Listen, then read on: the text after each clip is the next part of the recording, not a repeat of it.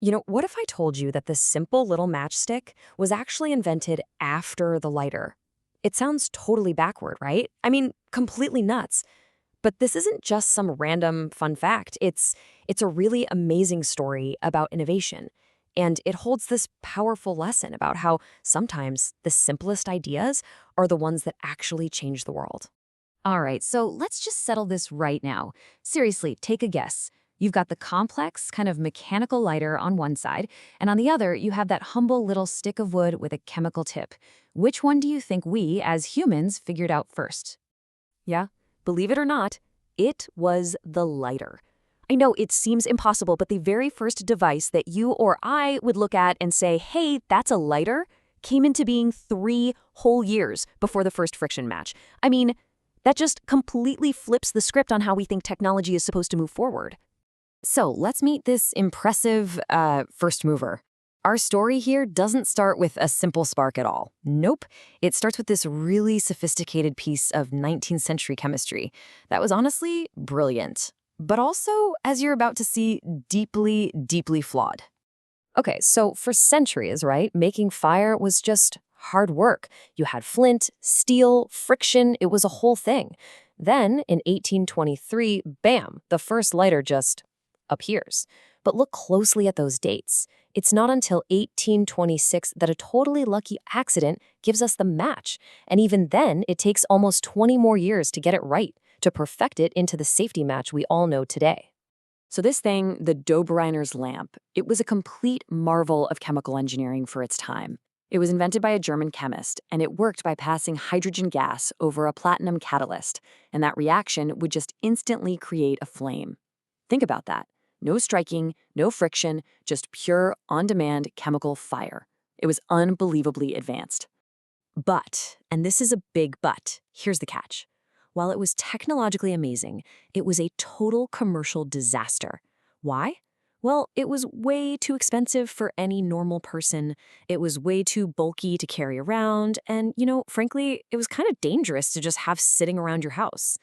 This thing was a product for scientists in labs and the super rich. Definitely not for the rest of us.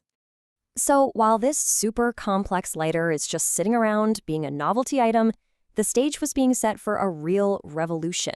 And like so many of the biggest breakthroughs in history, this one didn't come from some grand master plan. Oh no, it came from a complete, and I mean utter accident.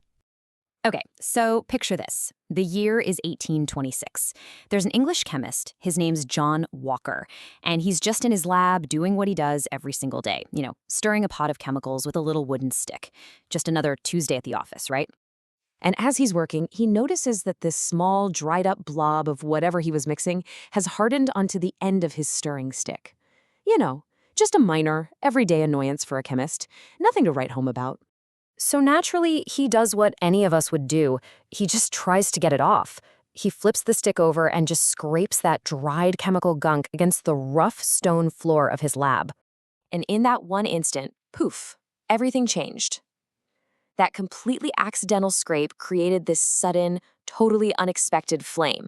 It wasn't planned, it wasn't designed, it was a complete and total mistake. And in that one mistake, John Walker had just invented the friction match. That single accidental spark, well, it would go on to ignite a global revolution. The story completely shifts now, away from that complex, exclusive gadget to something radically simple. And this is where we see how the humble match did what the sophisticated lighter never ever could. I mean, the contrast really says it all, doesn't it? On one side, you have this complex, expensive, kind of dangerous device for a tiny number of people, and on the other, a simple, cheap, portable tool for literally everyone. It really was no contest. Now look, Walker's first matches, he called them friction lights. They were not perfect, not by a long shot.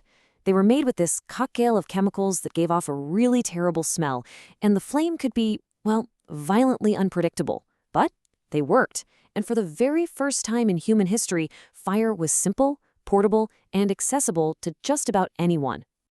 But the real game changer came a little bit later, with the invention of the safety match. And the genius of this was so simple. They separated the reactive chemicals. They put some on the match head and the rest on that special striking surface on the side of the box. That one tiny change made matches stable, reliable, and safe enough to become a staple in every household all across the globe. Okay, so what does all this mean? I mean, this is more than just a cool history story, right? It's a really powerful lesson for anyone out there who's trying to build something, create something, or just solve a problem today. Yeah, the later came first. It was advanced, it was complex. But the match, the simple, cheap, and accessible thing, that's what changed the world more. The first one out of the gate isn't always the winner. And the most technologically advanced solution, it isn't always the best one. Real, world-changing impact, that comes from the solution that's simple, affordable, and made for everybody. So, what's the framework we can take from this? Well, first, start with simplicity. The simplest answer to a real problem is often the one that wins. Second, design for everyone. True impact comes from making things accessible, not exclusive. And third, and maybe this is the most important one, embrace the accidents. Sometimes your biggest breakthrough is going to come from a mistake. It's about staying curious. And that really leaves us with one final question to chew on. Just look around at your own work or your industry or even just your daily life. Where are we all using some complex, expensive Dobereiner's lamp when what the world really needs is the simple, elegant genius of a matchstick?